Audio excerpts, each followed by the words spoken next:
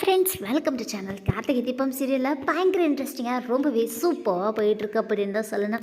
So என்ன நடந்துட்டுருக்கு அப்படின்னு பார்த்தீங்கன்னா, நம்ம கார்த்தி ஃபைனலி நம்ம தீபாவை கண்டுபிடிச்சாரு. அண்ட் கண்டுபிடிச்சதோட மட்டும் இல்லாமல் அங்கே ஒரு பயங்கரமான லவ்லியான எமோஷ்னலான ஒரு விஷயம் நடக்குது. ஸோ அதுக்கப்புறம் கார்த்தி தீபாவை வீட்டுக்கும் கூட்டிகிட்டு வராருங்க.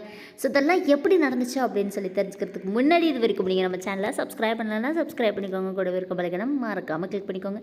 இப்போ வாங்க நாம் அந்த வீடியோக்குள்ளே போகலாம். நம்ம கார்த்திகை தீபம் சீரியலில் கார்த்திக் வந்துட்டு கீதாவோடைய உண்மையான விஷயங்கள் எல்லாத்தையுமே தெரிஞ்சுக்கிட்டு ஒரே வாரத்தில் நான் தீபாவை கண்டுபிடிக்கிறேன் அண்ட் உனக்கும் நான் சப்போர்ட் பண்ணுறேன் அப்படின்னு சொல்லிட்டு கீதா கிட்ட சொல்லிவிட்டு அங்கேருந்து கிளம்பிடுறாரு. இன்ஸ்பெக்டர் வந்து பார்த்திங்கன்னா, நம்ம முதல்ல அந்த மலையை சுற்றி இருக்கிற கிராமத்தில் போய் தேடி பார்க்கலாம்.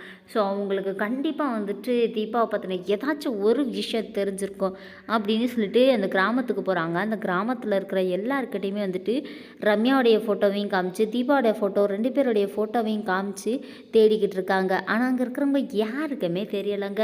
ஸோ வேறு வழியே இல்லை அப்படின்னு சொல்லிட்டு ரொம்பவே ஃபீல் பண்ணிக்கிட்டு அங்கேருந்து அவங்க கிளம்பி வர நினைக்கும் போது அங்கே இருக்கிற ஒரு சாமியார் என்ன சொல்கிறாரு அப்படின்னு பார்த்தீங்கன்னா, நீ தேடிக்கிட்டு இருக்க ஒரு பொருள், அந்த பொருள் உன்னை தேடி இப்போ வந்துக்கிட்டு இருக்கு. அதை நீ பத்திரமா வச்சுக்காமல் விட்டது உன் தப்பு. இப்போ அந்த பொருள் உன்னை சுற்றி உன்கிட்ட பக்கத்தில் தான் இருக்குது. முடிஞ்சால் தேடி கண்டுபிடிச்சிங்கன்னு சொல்லி அந்த சாமியார் பயங்கரமாக சிரிச்சுக்கிட்டே அங்கேருந்து போயிடுறாருங்க.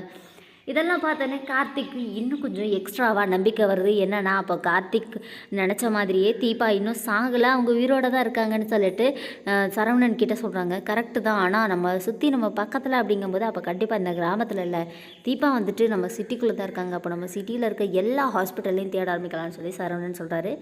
அண்ட் அதே மாதிரி அவங்க பேசிக்கிட்டு போயிட்டு இருக்கும்போது ஒரு சிக்னலில் வந்து பார்த்திங்கன்னா தீபாவும் அதே சிக்னலில் ஆட்டோவில் இருந்துகிட்ருக்காங்க. ஆனால் அவங்களுக்கு இன்னும் சுயநினைவல்ல. என்னென்னா, 2 நாள் ஆகியும் அவங்க கண்ணு முடிக்கலன்னு சொல்லிட்டு அந்த கிராமத்தில் இருந்தவங்க அவங்களுக்கு தெரிஞ்ச வைத்தியத்தை பண்ணிவிட்டு அவங்கள நேராக இப்போது ஹாஸ்பிட்டலுக்கு கூட்டிகிட்டு போயிட்டுருக்காங்க. ஸோ அவங்க ரொம்ப தூரம் போக மாட்டாங்க. எங்கன்னா நம்ம கார்த்திக் வீட்டு பக்கத்தில் இருக்க ஒரு ஹாஸ்பிட்டலில் தான் தீபாவை அட்மிட்டும் பண்ண போகிறாங்க. ஸோ கார்த்தியும் நம்ம போலீஸ் இன்ஸ்பெக்டர் எல்லாருமே சேர்ந்து வந்து பார்த்திங்கன்னா எல்லா ஹாஸ்பிட்டல்லையும் தீபாவோடைய ஃபோட்டோவை காமிச்சும் அப்புறம் ரம்யாவுடைய ஃபோட்டோவை காமிச்சும் தேட ஆரம்பிக்கிறாங்க.